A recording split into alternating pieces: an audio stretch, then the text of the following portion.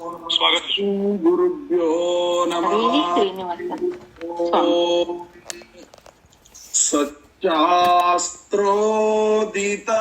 ವರ್ತಮನಃ ಪದಮಿದಂ ಧ್ಯಾಯನ್ಮದಂಕಂಕಿತಾಃ ಮನ್ಮಂತ್ರಂ ಜಪಶಾಸ್ತ್ರ ಸಂಪದಮತೋ ದಾಸ್ಯಾಮಿ ಭಾಗ್ಯೈ ಸಹ.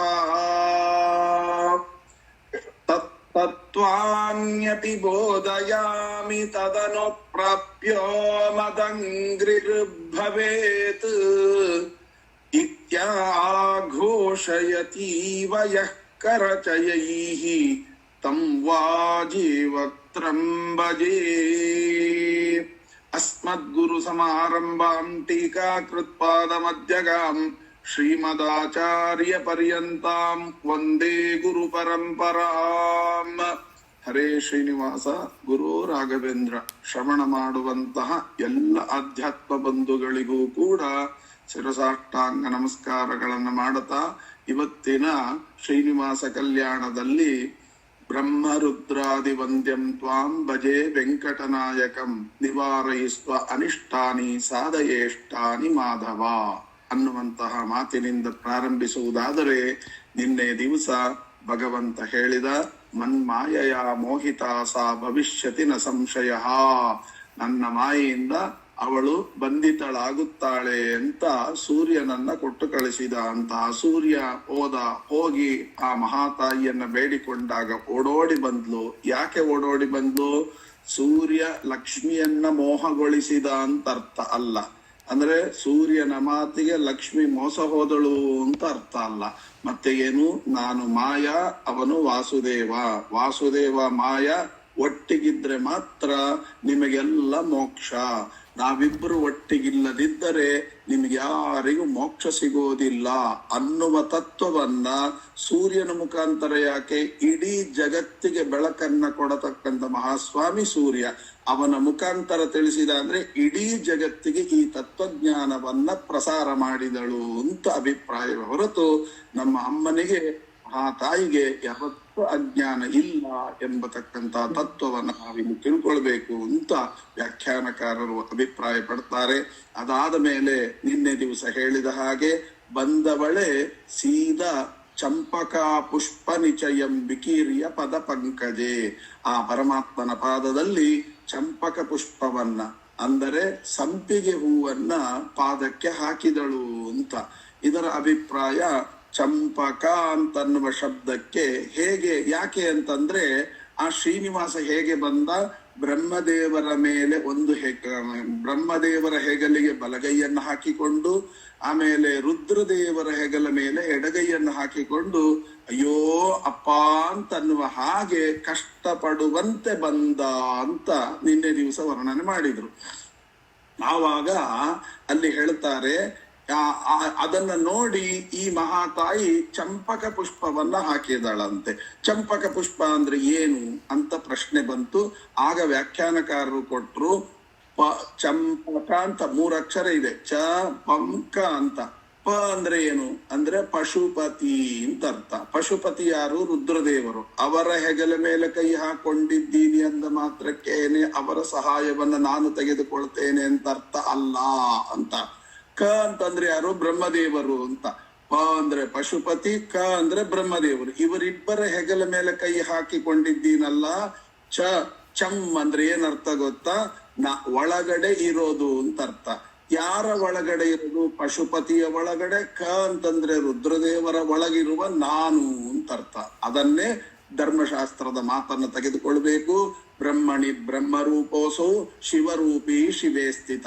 ಒಳಗಿದ್ದುಕೊಂಡು ಸೃಷ್ಟಿ ಮಾಡುವವನು ನಾನೇ, ರುದ್ರದೇವರ ಒಳಗಿದ್ದುಕೊಂಡು ಲಯ ಮಾಡುವವನು ನಾನೇ ಎಂಬ ತಾತ್ಪರ್ಯವನ್ನ ತಿಳಿಸಲಿಕ್ಕೆ ಈ ಮಹಾತಾಯಿ ಜಗತ್ತಿಗೊಂದು ದೊಡ್ಡ ಸಂದೇಶವನ್ನ ಕೊಡ್ಲಿಕ್ಕೆ, ಅಂದ್ರೆ ಪಶುಪತಿಯ ಒಳಗಡೆ ಇರುವ ಶಿವರೂಪ, ಬ್ರಹ್ಮದೇವರ ಒಳಗಿರತಕ್ಕಂಥ ರುದ್ರರೂಪ, ಅದು ಭಗವಂತಂದೇ. ಅವನೇ ಸೃಷ್ಟಿ ಸ್ಥಿತ್ಯಾದಿಗಳನ್ನ ಮಾಡ್ತಾ ಇದ್ದಾನೆ. ವಿಶ್ವಸ್ಥಿತಿ ಪ್ರಳಯ ಸರ್ಗ ಮಹಾವಿಭೂತಿ ಅಂತ ಏನ್ ಹೇಳ್ತಾರೆ. ವಿಶ್ವದ ಸೃಷ್ಟಿ, ಪ್ರಳಯ, ಸರ್ಗ, ಮಹಾವಿಭೂತಿ, ವೃತ್ತಿ ಪ್ರಕಾಶ ನಿಯಮಾವೃತಿ ಬಂಧ ಮೋಕ್ಷಾಹ ಅವೆಲ್ಲವನ್ನು ಕೂಡ ನಾನೇ ಅವರಿಬ್ಬರಿಗೆ ಕೊಡತಕ್ಕಂತಹದ್ದು. ಅದರೊಳಗಿರತಕ್ಕಂಥದ್ದು ಯಾರು? ಬ್ರಹ್ಮಣಿ ಬ್ರಹ್ಮರೂಪವಸೋ ಶಿವರೂಪಿ ಶಿವೇ ಸ್ಥಿತ ಅಂತ ಅನ್ನುವ ಅರ್ಥವನ್ನ ತಿಳಿಸುವಂತಹದ್ದೇ ಚಂಪಕ ಅಂತ. ಅವುಗಳ ನಿಚಯಂಬಿಕೀರ್ಯ ಪದ ಪಂಕಜ. ಸ್ವಾಮಿ, ಇದೆಲ್ಲ ಇವ್ರು ಮಾಡ್ತಾ ಇದ್ದಾರಲ್ಲ, ಇದೆಲ್ಲ ನಿನ್ನ ಪಾದ ಸೇವೆಯ ಮಹತ್ವ.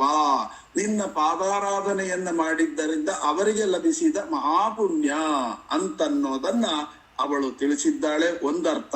ಎರಡನೆಯದು ಯಾವುದು ಅಂತಂದ್ರೆ, ಅವಳು ವೈಕುಂಠವನ್ನ ಬಿಟ್ಟು ಬಂದದ್ದು ಯಾಕೆ ಅಂತಂದ್ರೆ, ಅವಳನ್ನ ಬಿಟ್ಟು ಅವನು ಯಾವತ್ತೂ ಸುಖ ಪಡೋದಿಲ್ಲ. ಅದಕ್ಕೆ ಹೇಳ್ತಾರೆ ರಮಯಾ ಸಹ ಮೋದತೆ. ಮತ್ತೆ ವೆಂಕಟೇಶ್ ಸ್ತೋತ್ರದಲ್ಲಿ ಹೇಳ್ತಾರೆ ರಮಯಾ ಸಹ ಮೋದತೆ. ರಮೆ ಇಲ್ಲದೆ ಯಾವತ್ತೂ ಅವನು ಸುಖ ಪಡುವುದಿಲ್ಲ.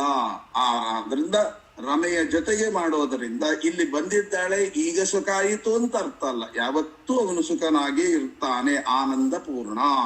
ಆದ್ದರಿಂದಲೇನೆ ಅವಳನ್ನ ಏನ್ ಮಾಡ್ತಾನೆ? ಸಮಾಲಿಂಗ್ಯ ಭಕ್ತಿವ ಮುಹೂರ್ತ ದ್ವಯಮಾಸ್ಥಿತ. ಅವಳನ್ನ ಗಟ್ಟಿಯಾಗಿ ಆಲಿಂಗನ ಮಾಡಿಕೊಳ್ತಾನಂತೆ 2 ಮುಹೂರ್ತದವರೆಗೆ ಅಂತ. 2 ಮುಹೂರ್ತದವರೆಗೆ ಆಲಿಂಗನ ಮಾಡಿಕೊಳ್ತಾ ನಿಂತು ಬಿಡ್ತಾನೆ. ಆವಾಗ ಶ್ರೀನಿವಾಸ ಆ ರಾಮಾದೇವಿಯ ಆಲಿಂಗನ ಮಾತ್ರದಿಂದ ಪುಷ್ಟಿ ಹೊಂದಿದ ಅಂತ ಉಂಟು. ರಮಾಲಿಂಗನ ಮಾತ್ರೇಣ ಪುಷ್ಟಾಂಗ ವಿಷ್ಟರಶ್ರವಾಹ. ಏನು ದಪ್ಪಾಗಿ ಬಿಟ್ಟಂತೆ, ಏನು ಅಷ್ಟು ಸುಲಭವಾಗಿ ಆಗುತ್ತಾ ಅಂತಂದ್ರೆ ತಾತ್ಪರ್ಯ ಏನು ಅಂತಂದ್ರೆ, ಶ್ರೀನಿವಾಸ ಅನ್ನುವ ಹೆಸರು ಏನು? ಶ್ರೀ ಅಂದ್ರೆ ಲಕ್ಷ್ಮಿ, ನಿವಾಸ ಅಂದ್ರೆ ಹೃದಯದೊಳಗೆ ವಾಸ ಮಾಡಿಕೊಂಡಿದ್ದಾನೆ. ಲಕ್ಷ್ಮಿಯನ್ನ ವಾಸ ಮಾಡಿಕೊಂಡವ ಅಂತ ನಿಜವಾದ ಅರ್ಥ ತುಂಬಿತು ಅಂತ ಅರ್ಥವೇ ಹೊರತು ಅವನಿಗೆ ವೃದ್ಧಿ ರಾಸಗಳಿಲ್ಲ. ಅವನು ನಿತ್ಯ ಪ್ರವೃದ್ಧಸ್ಯಹಿ, ಅವನು ಒಂದೇ ತರ ಇರುವವನು. ಮತ್ತೆ ಏನು? ಶ್ರೀನಿವಾಸ ಎಂಬ ಹೆಸರು ಸಾರ್ಥಕವಾಯಿತು ಅಂತ ಅವಳಿಗೆ ಒಂದು ಶ್ರೀನಿವಾಸ ಎಂಬ ಹೆಸರಿನಲ್ಲಿ ಅವಳಿಗೊಂದು ಜಾಗವನ್ನು ಕೊಟ್ಟ ಅಂತ ಅರ್ಥ. ರಮಾಲಿಂಗನ ಮಾತ್ರೇಣ ಪುಷ್ಟಾಂಗೋ ವಿಷ್ಟರಶ್ರವಾಹ ಕುಶಲಂ ಪರಿಪೃಚ್ಛಸ್ತಸ್ಯಾಹ ಸ್ವಾಪಿ ಹರೇಸ್ತತಾ. ಆಮೇಲೆ ಯೋಗಕ್ಷೇಮಗಳನ್ನೆಲ್ಲ ವಿಚಾರ ಮಾಡ್ತಾನೆ. ಆಮೇಲೆ ಪಿತರು ಸರ್ವಲೋಕಾನಾಂ ಪ್ರಮಾನಾರಾಯಣ ಬುಭೌ ಸಂಪ್ರಾಪ್ತೋ ಸ್ವಸ್ಥಲಂ ರಾಜನ್ ಸರ್ವದೇವ ನಮಸ್ಕೃತಃ. ನೋಡಪ್ಪ, ಸಮಸ್ತ ಲೋಕ ಪಿತೃಗಳಾದಂತಹ ಸಕಲ ದೇವ ನಮಸ್ಕೃತರಾದಂತಹ ಲಕ್ಷ್ಮೀನಾರಾಯಣರು ಹೇಗೆ ಹೊಂದಿದ್ರು ಅಂದ್ರೆ, ಇಡೀ ಜಗತ್ತನ್ನೇ ಮೋಹಗೊಳಿಸುವಂತೆ ಕಂಡರು ಅಂತ ಅರ್ಥ. ಅವ್ರು ಇರೋದೇ ಹಾಗೆ, ಇಡೀ ಜಗತ್ತನ್ನೇ ಮೋಹಗೊಳಿಸ್ತಾರೆ. ಮೋಹಗೊಳಿಸೋದು ಹೌದು, ಆದ್ರೆ ಮೋಹಗೊಳಿಸ್ತಾರೆ ಅಂದ್ರೆ ಏನು? ಆ ಮೋಹವನ್ನು ಪರಿಹಾರ ಮಾಡೋರು ಅವರೇ. ಮತ್ತೆ ಇನ್ನು ಆಚಾರ್ಯರು, ಅಪ್ಪಣ್ಣಾಚಾರ್ಯರು ಒಂದು ಮಾತು ಹೇಳಿದ್ರು. ಎಷ್ಟು ಅದ್ಭುತವಾದ ಮಾತು ಅಂತಂದ್ರೆ, ನಿಜವಾಗಿಯೂ ಅರ್ಥಗರ್ಭಿತವಾದ ಮಾತು. ಆ ಮಹಾತಾಯಿ ಸುಮಿತ್ರಾದೇವಿ, ಅವಳ ಒಂದು ಯೋಗ್ಯತೆ ಎಂತ ಅದ್ಭುತವಾದದ್ದು ಅಂತಂದ್ರೆ, ಕೆಲವು ಮಾತುಗಳನ್ನ ನಾವು ಮೇಲ್ನೋಟಕ್ಕೆ ಕಾಣುವ ಹಾಗೆ ಅರ್ಥ ಮಾಡ್ಕೊಂಡ್ರೆ ಸಾಕಾಗೋದಿಲ್ಲ, ಒಳಗಡೆ ಹೋದ್ರೆ ಮಾತ್ರ ಅರ್ಥ ಆಗುತ್ತೆ. ಆ ರಾಮಾಯಣದಲ್ಲಿ ಒಂದು ಮಾತು ಬರುತ್ತೆ. ಆ ಸುಮಿತ್ರಾದೇವಿ ಲಕ್ಷ್ಮಣ ದೇವರನ್ನ ಕೊಟ್ಟು ಕಳಿಸುವಾಗ ಒಂದು ಮಾತು ಹೇಳ್ತಾರೆ, ರಾಮಂ ದಶರಥಂ ಬಿದ್ದಿ ಮಾಂ ಬಿದ್ದಿ ಜನಕಾತ್ಮಜಾಂ ಅಯೋಧ್ಯಾಂ ಅಟವಿಂ ಬಿದ್ದಿ ಅಂತ. ಮೇಲ್ನೋಟಕ್ಕೆ ಏನೂ ಅರ್ಥ ಆಗೋದಿಲ್ಲ ನೋಡಿ. ಯಾಕೆ ಹೇಳಿದ್ರೆ ಅಲ್ಲಿ ಏನು ಹೇಳ್ತಾಳೆ ಅವಳು ಲಕ್ಷ್ಮಣನಿಗೆ? ರಾಮಂ ದಶರಥಂ ಬಿದ್ದಿ, ರಾಮನನ್ನ ದಶರಥ ಅಂತ ತಿಳ್ಕೊ. ದಶರಥ ಇಲ್ಲ ಅಂತ ಯೋಚನೆ ಮಾಡಬೇಡ, ರಾಮನನ್ನೇ ದಶರಥ ಅಂತ ತಿಳ್ಕೊ. ಮಾಂ ಬಿದ್ದಿ ಜನಕಾತ್ಮಜ, ನಾನಿಲ್ಲ ಅಂತ ತಿಳ್ಕೊಬೇಡ, ಜನಕಾತ್ಮಜ ಇದ್ದಾಳಲ್ಲ ಅವಳನ್ನೇ ನಾನು ಅಂತ ತಿಳ್ಕೊಂಬಿಡು. ಅಯೋಧ್ಯೆ ಇಲ್ಲ ಅಂತ ತಿಳ್ಕೊಬೇಡ, ಅಟವೀಂ ಅಯೋಧ್ಯಾಂ ಬಿದ್ದಿ, ಅಯೋಧ್ಯೆನೆ ಗಚ್ಚ ಗಚ್ಚ ತಥಾಸುಖಂ, ಒಳ್ಳೇದಾಗ್ಲಪ್ಪ ಹೋಗ್ಬಾ ಅಂತ. ಈ 3 ಮಾತುಗಳು ಶಾಸ್ತ್ರ ವಿರುದ್ಧವಾಗಿ ಕಾಣುತ್ತಲ್ಲ. ಹೇಗೆ ಹೇಳಿ? ಮೇಲ್ನೋಟಕ್ಕೆ ಏನರ್ಥ? ತಂದೆ ಇಲ್ಲ ಅಂತ ತಿಳ್ಕೊಬೇಡ, ಇವನೇ ತಂದೆ ಅಂತ ತಿಳ್ಕೊ ಅಂತ ಮೇಲ್ನೋಟದ ಅರ್ಥ ಚೆನ್ನಾಗಿದೆ.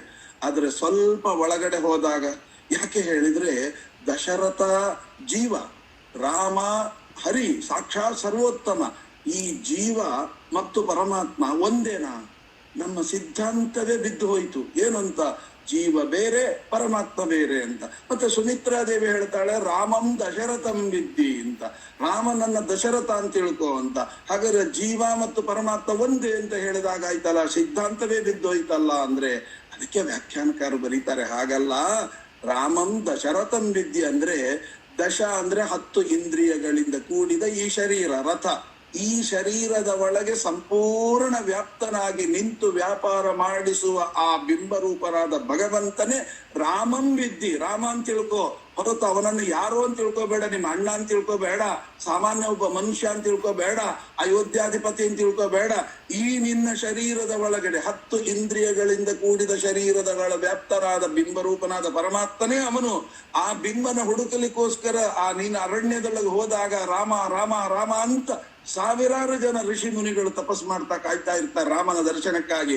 ಆಗ ಎಚ್ಚರಿಕೆ ತಿಳ್ಕೊ, ಅವರೆಲ್ಲ ಅಟ್ಟು ರಾಮನನ್ನ ಹುಡುಕ್ತಾ ಇದ್ದಾರೆ ಅಂದ್ರೆ ರಾಮ ಸಾಮಾನ್ಯನಲ್ಲ, ನಿನ್ನ ಒಳಗಿರ್ತಕ್ಕಂಥ ಬಿಂಬರೂಪನೇ ಅವನು ಅಂತ ತಿಳಿದುಕೋ ಅಂತನ್ನುವ ದೊಡ್ಡ ಶಾಸ್ತ್ರವನ್ನ ಸುಮಿತ್ರಾ ದೇವಿಯರು ಆ ಲಕ್ಷ್ಮಣ ದೇವರ ಮುಖಾಂತರ ಇಡೀ ಜಗತ್ತಿಗೊಂದು ಸಂದೇಶವನ್ನು ಕೊಟ್ರು. ಹಾಗಾದ್ರೆ ಮಾಂವಿದ್ಯ ಜನಕಾತ್ಮಜಾಮ್ ಅಂತ ಹೇಳ್ಬಹುದಾ? ನನ್ನನ್ನ ಮತ್ತೆ ಅಲ್ಲಿ ಜೀವ ಮತ್ತು ಮಹಾತಾಯಿಯನ್ನು ಒಂದೇ ಅಂತ ಹೇಳಿದಾಗ ಆಯ್ತಲ್ಲ ಅಂದ್ರೆ ಹಾಗಲ್ಲ. ಮಾಂವಿದ್ಯ ಅಂದ್ರೆ ಮಾ ಅಂದ್ರೆ ತಾಯಿ, ಇಡೀ ಜಗತ್ತಿಗೆ ತಾಯಿ ಅಂತ ಜನಕಾತ್ಮಜೆಯನ್ನು ತಿಳ್ಕೊ. ಸುಮ್ಮನೆ ಒಬ್ಳು ಅತ್ತಿಗೆ ಅಂತ ಅಷ್ಟೇ ತಿಳ್ಕೊಬೇಡ, ಜನಕರಾಜನ ಮಗಳು ಅಂತ ಅಷ್ಟೇ ತಿಳ್ಕೊಬೇಡ, ಈಗ ನಮ್ಮ ಅಣ್ಣನ ಹೆಂಡತಿಯಾಗಿ ಬಂದಿದ್ದಾಳೆ ನಮ್ ತಾಯಿ ಸಮಾನ ಅಂತ ಅಷ್ಟೇ ತಿಳ್ಕೊಬೇಡ. ಮಾಂವಿದ್ದಿ, ಮಾ ಅಂತನ್ನುವ ಶಬ್ದಕ್ಕೆ ಸಂಸ್ಕೃತದಲ್ಲಿ ತಾಯಿ, ಇಡೀ ಜಗತ್ತಿಗೆ ತಾಯಿ ಅವಳು. ಅವಳಂತ ತಾಯಿ ಜಗತ್ನಲ್ಲಿ ಇಲ್ಲ, ಸಾಕ್ಷಾತ್ ಪರಮಾತ್ಮನ ಮಡದಿ ಅಂತ ತಿಳಿದುಕೋ, ಆ ಬಿಂಬನ ಮಡದಿ ಅಂತ ತಿಳಿದುಕೋ ಅಂತ ಅನ್ನುವಂತ ಅದ್ಭುತವಾದ ಮಾತು. ಅಯೋಧ್ಯಾಂ ಅಟವಿಂ ವಿದ್ದಿ ಅಂತಂದ್ರೆ, ಅಯೋಧ್ಯ ಅಂತಂದ್ರೆ ವಾಪಾಸು ಬಾರದಿರುವ ಲೋಕಕ್ಕೆ ಅಯೋಧ್ಯ ಅಂತ ಹೆಸರು. ಹಾಗಾಗಿ ಅಯೋಧ್ಯ ಅಟವೀಂ ವಿದ್ಯೀಂ ಅಂದ್ರೆ, ಅಟವೀಂ ಅಂದ್ರೆ ರಾಮಚಂದ್ರ ದೇವರು ಎಲ್ಲಿದ್ದಾರೋ ಅದೇ ವೈಕುಂಠ ಅಂತ ತಿಳಿದುಕೋ. ರಾಮಚಂದ್ರ ದೇವರು ನಡೆದಾಡುವ ಒಂದೊಂದು ಜಾಗವೂ ವೈಕುಂಠ ಅಂತ ತಿಳ್ಕೊ ಅಂತ ಅನ್ನುವ ದೊಡ್ಡ ಅರ್ಥಗರ್ಭಿತವಾದ ಮಾತನ್ನ ಅದರೊಳಗೆ ತುಂಬಿಸಿದ್ದಾರೆ ಅಂತ. ಹಾಗೆ ಒಂದೊಂದು ಶಬ್ದಗಳನ್ನ ನೀವು ವ್ಯಾಖ್ಯಾನಗಳನ್ನ ಇಟ್ಟುಕೊಂಡು ಅರ್ಥ ಮಾಡಿಕೊಂಡಾಗ ಆಗುವ ಆನಂದವೇ ಒಂದು ಅದ್ಭುತವಾದ ಆನಂದ. ಹಾಗಾಗಿ ಇಲ್ಲಿಯೂ ಕೂಡ ಆ ಮಹಾತಾಯಿ ಆ ಪರಮಾತ್ಮನ ಪಾದಕಮಲಗಳಿಗೆ ಮತ್ತೆ ಸಂಪಿಗೆ ಹೂವಿನ ಇದನ್ನ ಯಾಕೆ ಹಾಕಿದ್ಲು ಅಂದ್ರೆ, ಸಂಪಿಗೆ ಅಂತನ್ನುವ ಶಬ್ದಕ್ಕೆ ಚಂಪಕ ಅಂತ ಸಂಸ್ಕೃತದಲ್ಲಿ ಹೆಸರು. ಆ ಚಂಪಕ ಅಂತನ್ನುವ ಶಬ್ದಕ್ಕೆ ಅಲ್ಲ, ಸೇವಂತಿಗೆ ಅಂತನ್ನುವ, ಸೇವಂತಿಕ ಅಲ್ಲ, ಸಂಪಿಗೆ ಎಂಬತಕ್ಕಂಥ ಪುಷ್ಪದ ಗೊಂಚಲು ಅಂತಂದ್ರೆ ಚಂಪಕ ಅಂತ ಸಂಸ್ಕೃತದಲ್ಲಿ. ಚಂಪಕ ಅಂತಂದ್ರೆ ಯಾರು ಅಂದ್ರೆ ಸಾಧನೆಯನ್ನ ಪರಿಪೂರ್ತಿ ಮಾಡಿಕೊಂಡ ದೊಡ್ಡ ಜ್ಞಾನಿಗಳು ಅಂತ ಅರ್ಥ, ಅಪರೋಕ್ಷ ಜ್ಞಾನಿಗಳು. ಅವರೆಲ್ಲರೂ ಭಗವಂತನನ್ನ ಕಾಣಲಿಕ್ಕೆ ಕಾಯ್ತಾ ಇದ್ದಾರೆ. ಮಹಾತಾಯಿಯ ಸಹಾಯ ಇಲ್ಲದೆ ಬಿಂಬರೂಪನಾದ ಪರಮಾತ್ಮ ಸಿಗೋದಿಲ್ಲ. ಆ ಮಹಾತಾಯಿಯನ್ನ ಗಟ್ಟಿಯಾಗಿ ಹಿಡಿಬೇಕು. ನಹಿ ಜ್ಞಾನೇನ ಸದೃಶಂ ಪವಿತ್ರಮಿಹ ಬಿದ್ಯತೆ. ಜ್ಞಾನರೂಪಳಾದ ಮಹಾತಾಯಿಯ ಕಾಲನ್ನ ಗಟ್ಟಿಯಾಗಿ ಹಿಡ್ಕೊಂಡಾಗ ಆ ತಾಯಿ ನಮ್ಮನ್ನೆಲ್ಲ ಕರ್ಕೊಂಡೋಗಿ ಆ ಭಗವಂತನ ಪಾದದ ಮೇಲೆ ತಂದು ಹಾಕುತ್ತಾಳೆ. ಇವರೆಲ್ಲರನ್ನು ಕೂಡ ನೋಡಿ, ಯಾವ ನನ್ನ ಗಂಡನಿಗಾಗಿ ನೀವು ಹಾತೊರಿತಾ ಇದ್ರಿ, ಅವರ ಹತ್ತಿರ ಆ ಪಾದಕ್ಕೆ ನಿಮ್ಮನ್ನ ತಂದು ಹಾಕಿದ್ದೇನೆ. ಇನ್ನು ಮುಳುಗು ಅಥವಾ ತೇಲು ಅದು ನಿಮಗೆ ಬಿಟ್ಟದ್ದು. ಪರಮಾತ್ಮನ ಪಾದದಂತೂ ತಂದು ಒಪ್ಪಿಸಿ ಬಿಟ್ಟಿದ್ದೇನೆ. ಹೇಗೆ ತಂದೆ ತಾಯಿಗಳು ಗುರುಗಳ ಹತ್ತಿರ ತಂದು ನಿಮ್ ಪಾದಕ್ಕೆ ತಂದು ಹಾಕ್ಬಿಟ್ಟಿದ್ದೇನೆ ಸ್ವಾಮಿ, ನೀವು ಮುಳುಗಿಸ್ರಿ ಇಲ್ಲ ತೇಲಿಸ್ರಿ, ಏನ್ ಬೇಕಾದ್ರೆ ಮಾಡ್ರಿ ಅಂತ ಹೇಳ್ತಾರಲ್ಲ, ಹಾಗೆ ಮಹಾತಾಯಿ ಎಲ್ಲ ಸಾಧಕರನ್ನ ತಂದು ಆ ಪಾದದ ಮೇಲೆ ಹಾಕಿ ಉದ್ಧಾರ ಮಾಡಿ ಅಂತ ಮಹಾತಾಯಿ ಹೇಳಿದ್ದಾಳೆ. ಅದನ್ನ ಹೇಳ್ತಾಳೆ, ಮಾಂ ಮೋಹಯತಿ ಗೋವಿಂದ ತವ ಮಾಯಾ ದುರತ್ಯಯ ಭಾನುಮಾ ಮಂತ್ರ ಗೋವಿಂದ ಕರ್ಮ ಚಿತ್ರಂ ತ್ವಯಾ ಕೃತಂ. ಆ ಮಹಾಲ್ ತಾಯಿ ಹೇಳ್ತಾಳಂತೆ, ನಿನ್ನ ಮಾಯೆಗೆ ನನ್ನನ್ನು ಕೂಡ ಮೋಹ ಪಡಿಸ್ತೀಯ ಅಂದ್ಮೇಲೆ ಇವರ ಪಾಡೇನು, ಇವರು ಮೋಹ, ನನ್ನಂತವಳೇ ಮೋಹ ಹೋಗ್ತಾಳೆ ಅಂತಂದ್ಮೇಲೆ ಇವರೆಲ್ಲ ಮೋಹ ಹೋಗದೆ ಇರ್ತಾರೆಯೇ. ಆದ್ದರಿಂದ ಅವ್ರನ್ನೆಲ್ಲ ಕರ್ಕೊಂಡ್ಬಂದು ನಿಮ್ ಪಾದದಲ್ಲಿ ಹಾಕಿದ್ದೇನೆ. ಆದ್ದರಿಂದ ಅವರನ್ನು ಉದ್ಧಾರ ಮಾಡಿ ಅಂತನ್ನುವ ಮಾತನ್ನ ತಾಯಿ ಕೇಳಿದ್ದಾಳೆ ಹೊರತು, ನೀವು ಇಷ್ಟು ದಿವಸ ಎಲ್ಲಿ ಹೋಗಿದ್ರೆ, ನಾವಾಗಿದ್ರೆ ನೀ ಹೇಗಿದ್ದೆ, ನಾನು ಇಲ್ದೆ ನೀ ಹೇಗಿದ್ವಿ ಎಲ್ಲ ಮಾತಾಡ್ತೀವಿ, ಯಾವ ಮಾತು ಆಡ್ಲಿಲ್ಲ. ಇಷ್ಟು ಜನರು ನಾನೇ ಮೋಹಗೊಳ್ತೇನೆ ಅಂದ್ರೆ ಈ ಜ್ಞಾನಿಗಳು ಮೋಹಗೊಳ್ಳದೆ ಇರ್ತಾರೆಯೇ. ಆದ್ದರಿಂದ ಅದಕ್ಕೆ ಹೇಳ್ತಾರಲ್ಲ, ಮುಹ್ಯಂತೆಯಂ ಸೂರಯ, ಭಾಗವತದಲ್ಲಿ ಪ್ರಾರಂಭದಲ್ಲಿ ಅದೇ ದೇವಾನುದೇವತೆಗಳೇ ಮೋಹ ಹೋಗ್ತಾರೆ, ನಾವ್ಯಾವ ಲೆಕ್ಕ ಅಂತ. ಹಾಗಾಗಿ ಅವ್ರನ್ನೆಲ್ಲ ಪಾದಕ್ಕೆ ತಂದು ಹಾಕಿದ್ದೇನೆ, ಉದ್ಧಾರ ಮಾಡೋದು ನಿಮ್ ಕೆಲಸ. ತ್ವನ್ಮಾಯಯ ಮೋಹಿತ ಸರ್ವೇ ಬ್ರಹ್ಮೇಶಾನಾದಯ ಸುರಾಹ ದದಾದೇಶಾಂ ದೇವಾಸುದೇವಂ ಮಮ ಆಹ್ವಾನ ಕಾರಣಂ. ಬ್ರಹ್ಮರುದ್ರರೇ ಮೊದಲಾಗಿರತಕ್ಕಂಥ ದೇವತೆಗಳು ನಿನ್ನ ಮಾಯಿಯಿಂದ ಮೋಹ ಹೊಂದು ಬಿಡ್ತಾರೆ. ಎಲ್ಲಿ ತನಕ ಅಂದ್ರೆ, ನೀನು ನನಗೇನೋ ಆಗಿದೆ ಅಂತ ಅವರ ಹೆಗಲ ಮೇಲೆ, ನನಗೆ ತೋರಿಸ್ಲಿಕ್ಕೋಸ್ಕರ ಅವರ ಹೆಗಲ ಮೇಲೆ ಹಾಕಿದ್ರೆ ಒಂದು ಕ್ಷಣ ಅವರು ಮೋಹ ಹೋಗ್ಬಿಡ್ತಾರೆ, ನಮ್ ದೇವರು ಹೀಗೆ ಆಗಿದೆಯಾ ಅಂತನ್ನುವಷ್ಟರ ಮಟ್ಟಿಗೆ ನಿನ್ನ ಮಾಯೆ ಇದೆ. ಮಾಯೆ ಅನ್ನತಕ್ಕಂಥದ್ದು ಅದು ಎಂಥವರನ್ನು ಕೂಡ ದುರತ್ಯಯ ಮಾಯಯ ಅಂತ ಬರೀತಾರೆ. ಮಾಯೆ ಅಂದ್ರೆ ಎಂತದ್ದು ಗೊತ್ತಾ? ಅದಕ್ಕೊಂದು ವ್ಯಾಖ್ಯಾನಕಾರರು ಒಂದು ಒಳ್ಳೆ ದೃಷ್ಟಾಂತ ಕೊಡ್ತಾರೆ. ಏನು ಅಂತಂದ್ರೆ, ಒಂದ್ಸಲ ನಾರದರು ಕೃಷ್ಣನ್ನ ಕೇಳ್ತಾರಂತೆ, ಕೃಷ್ಣ ನಿನ್ ಮಾಯೆ ಭಾರಿ ಅಂತ ಹೇಳ್ತಾರೆ, ಅದನ್ನ ನೋಡ್ಬೇಕು ಅಂತ ಆಸೆ ಆಗಿದೆ ಅಂತ. ಆಗ ನನ್ನ ಮಾಯೆ ಎಲ್ಲಿದೆ ಹುಡ್ಕೊಂಡು ನಡಿ ಅಂತ ಹುಡ್ಕೊಂಡು ಹೊರಟಿರ್ತಾರಂತೆ. ಕಾಡಿನಲ್ಲಿ ಹೋದಾಗ ಒಂದು ಮಾರ್ಗದ ಮಧ್ಯದಲ್ಲಿ ಕೃಷ್ಣ ಹೇಳ್ತಾನಂತೆ, ನನಗೆ ಸ್ವಲ್ಪ ಬಾಯಾರಿಕೆ ಆಗಿದೆ ನಾರದ್ರೆ, ಎಲ್ಲಿಯಾದ್ರೂ ಒಂಚೂರು ಹೋಗಿ ನೀರ್ ತರ್ತೀರಾ ಅಂತ. ಆಯ್ತು ಕೃಷ್ಣ, ಇಲ್ಲೇ ಕೂತಿರು, ಇಲ್ಲೇ ಸರೋವರ ಇದೆ, ನೀರ್ ತರ್ತೇನೆ ಅಂತ ಅಲ್ಲಿ ಹೋದ್ರಂತೆ. ಹೋಗಿಬಿಟ್ಟು ತಾವರೆ ಎಲೆ ದೊಡ್ಡದಿರ್ತದೆ, ಅದನ್ನ ದೊನ್ನೆ ಆಕಾರ ಮಾಡಿದ್ದಾರೆ, ಅದರಲ್ಲಿ ನೀರು ತುಂಬಿಸಿದ್ದಾರೆ. ಆ ಹೊಳೆಯಿಂದ ನೀರು ತುಂಬಿಸಿಕೊಂಡು ಕೃಷ್ಣನ ಹತ್ರ ಬರ್ಬೇಕು. ನೀರು ತುಂಬಿಸಿ ತಲೆ ಎತ್ತಿ ನೋಡ್ತಾರೆ, ಸ್ಫುರದ್ರೂಪಿಯಾದ ಒಂದು ಹುಡುಗಿ. ಅದನ್ನ ನೋಡಿದ ಕೂಡಲೇ ಮನಸ್ಸು ಚಂಚಲವಾಯಿತು. ಅವಳನ್ನ ನೋಡ್ತಾ ನೋಡ್ತಾ ಅವಳ ಹತ್ರ ಹೋಗಿಬಿಟ್ಟು ನಾರದರು ಕೇಳ್ತಾರೆ, ನನ್ನ ಮದುವೆ ಮಾಡ್ಕೊಂತೀಯ ಅಂತ. ಅವಳು ಹೇಳಿದ್ದು, ಅವಶ್ಯವಾಗಿ ಆಗ್ಲಿ, ಮದುವೆ ಆಯ್ತು, ಮಕ್ಕಳಾಯ್ತು, ಮೊಮ್ಮಕ್ಕಳಾಯ್ತು, ಏನು ಆನಂದದಲ್ಲೇ ತೇಲ್ತಾ ಇದ್ರು. ಆವಾಗ ದೊಡ್ಡ ಪ್ರಳಯ, ಏನು ಎಲ್ಲ ಕೊಚ್ಚಿಕೊಂಡು ಹೋಗ್ತಾ ಇದೆ. ಆ ಮನೆ ಕೊಚ್ಚಿಕೊಂಡು ಹೋಯ್ತಂತೆ, ಈ ಮನೆ ಕೊಚ್ಚಿಕೊಂಡು ಹೋಯ್ತಂತೆ, ಎಲ್ಲ ಕೊಚ್ಚಿಕೊಂಡು ಹೋಗ್ತಾ ಇದೆ. ಆಗ ತನ್ನ ಮನೆ ಕೊಚ್ಚಿಕೊಂಡು ಹೋಗ್ತಾ ಇದೆ. ಅಯ್ಯೋ, ನನ್ನ ಮನೇನೆ ಬಂದ್ಬಿಡ್ತಲ್ಲ ಅಂತ. ಆ ಮಗುವನ್ನು ಹಿಡಿಲಿಕ್ಕೆ ಹೋದ್ರೆ ಈ ಮಗು ಈ ಬಾಗಿಲಿಂದ ಕೊಚ್ಚಿಕೊಂಡು ಹೋಗ್ತಾ ಇದೆ. ಆ ಮಗುವನ್ನು ಹಿಡಿಲಿಕ್ಕೆ ಹೋದ್ರೆ ಈ ಮಗು. ಎಲ್ಲಿ ತನಕ ಅಂದ್ರೆ ತನ್ನ ಹೆಂಡತಿಯನ್ನು ಕಾಪಾಡ್ಕೊಳ್ಲಿಕ್ಕೆ ಆಗ್ತಿಲ್ಲ, ತನ್ನನ್ನು ಕಾಪಾಡ್ಕೊಳ್ಲಿಕ್ಕೆ ಆಗ್ತಾ ಇಲ್ಲ, ತಾನೇ ಮುಳುಗ್ತಾ ಇದ್ದಾನೆ, ತೇಳ್ತಾ ಇದ್ದಾರೆ ನಾರದರು.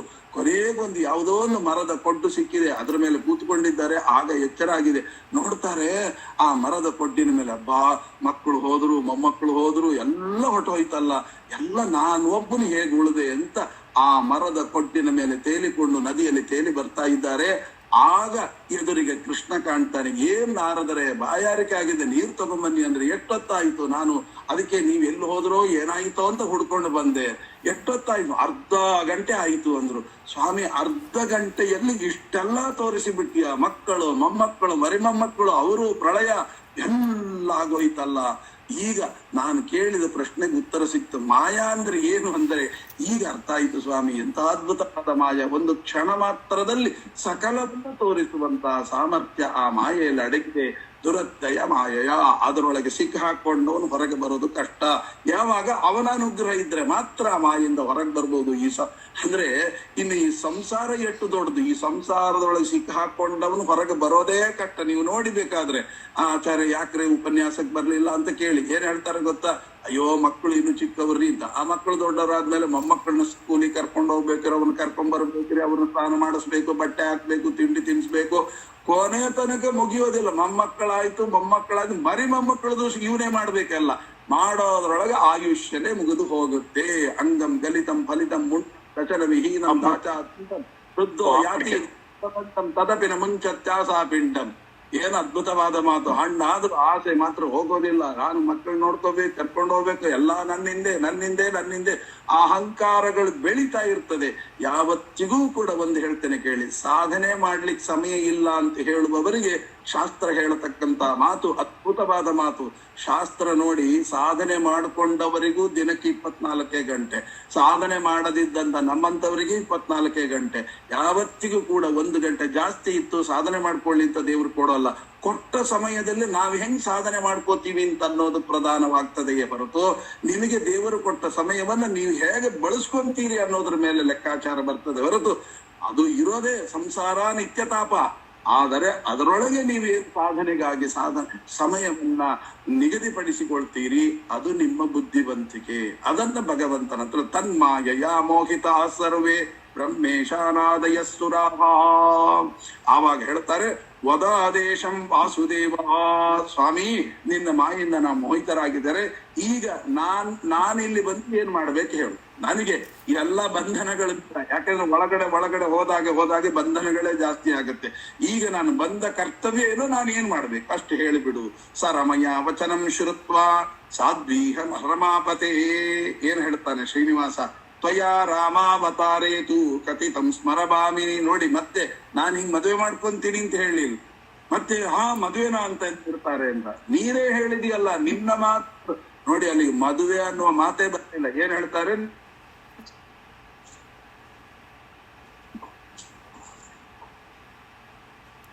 ಆಚಾರ್ಯ ಮ್ಯೂಟ್ ಆಗಿದೆ. ಬರ್ತಾರೆ ಎಲ್ಲ.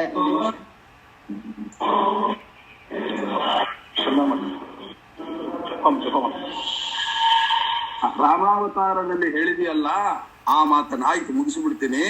ಆ ರಾಮಾವತಾರದಲ್ಲಿ ಹೇಳಿರ್ತಕ್ಕಂತ ಮಾತು ನೆನಪಿಸಿಕೋ ಅಂದ್ರೆ ಆ ವೇದವತಿಯನ್ನ ಕರೆದುಕೊಂಡು ಬಂದು ಇವಳನ್ನ ವಿವಾಹವಾಗಿ ಅಂತ ನೀನು ಹೇಳಿದೆಯಲ್ಲ, ಆ ಹಿಂದಿನ ಕಥೆಯಲ್ಲ. ತಾಮ್ ಅಂಗೀಕುರು ಗೋವಿಂದ ವಿವಾಹೇ ವಿಧಿ ಪೂರ್ವವತ್. ಆ ರಮೆ ಹೇಳಿದ ಮಾತು ಏನು, ಆ ವೇದವತಿಯನ್ನ ವಿವಾಹವಾಗು ಅಂತ ಕೇಳಿದೆಯಲ್ಲ, ಅದನ್ನ ನಾನು ಮಾಡ್ಕೊಳ್ಳಿಕ್ ಹೊರಟಿದ್ದೇನೆ. ಹಾಗಾದ್ರೆ ವೇದವತಿ ಯಾರು ಇತ್ಯಾದಿ ಕಥೆಗಳನ್ನೆಲ್ಲವನ್ನು ಕೂಡ ಮುಂದೆ ವಿಸ್ತಾರವಾಗಿ ವರ್ಣನೆ ಮಾಡೋರಿದ್ದಾರೆ. ಹಾಗಾದ್ರೆ ಅವರ ಕಥೆ ಏನು ಎಂಬತಕ್ಕಂಥದ್ದನ್ನ ಮತ್ತೆ ನಾಳೆ ಸೇರಿದಾಗ ತಿಳಿದುಕೊಳ್ಳೋಣ ಅಂತ ಹೇಳ್ತಾ, ಕೊಟ್ಟ ಸಮಯದಲ್ಲಿ ಭಗವಂತನ ಆರಾಧನೆ ಎಂಬತಕ್ಕಂಥ ಅನುಸಂಧಾನದಿಂದ ಉಷಕ್ಕಾಲದಲ್ಲಿ ಶ್ರೀನಿವಾಸನ ಚಿಂತನೆಯ ಅವಕಾಶವನ್ನು ಕೊಟ್ಟಿರತಕ್ಕಂಥ ಅಪ್ಪಣ್ಣಾಚಾರ್ಯರ ಪಾದಾರವಿಂದದಲ್ಲಿ ಈ ನುಡಿ ಕುಸುಮಗಳನ್ನು ಅರ್ಪಿಸುತ್ತಾ, ಅಸ್ಮದ್ ಗುರುವಂತರ್ಗತ ರಾಘವೇಂದ್ರ ಗುರುವಂತರ್ಗತ ಭಾರತೀ ರಮಣ ಮುಖ್ಯ ಪ್ರಾಣಾಂತರ್ಗತ ಶ್ರೀನಿವಾಸ ದೇವರ ಅಡಿದಾವರೆಗಳಲ್ಲಿ ಈ ನುಡಿ ಕುಸುಮಗಳನ್ನು ಅರ್ಪಿಸುತ್ತಾ ಶ್ರೀಕೃಷ್ಣಾರ್ಪಣ ಮಕ್ಕಳು.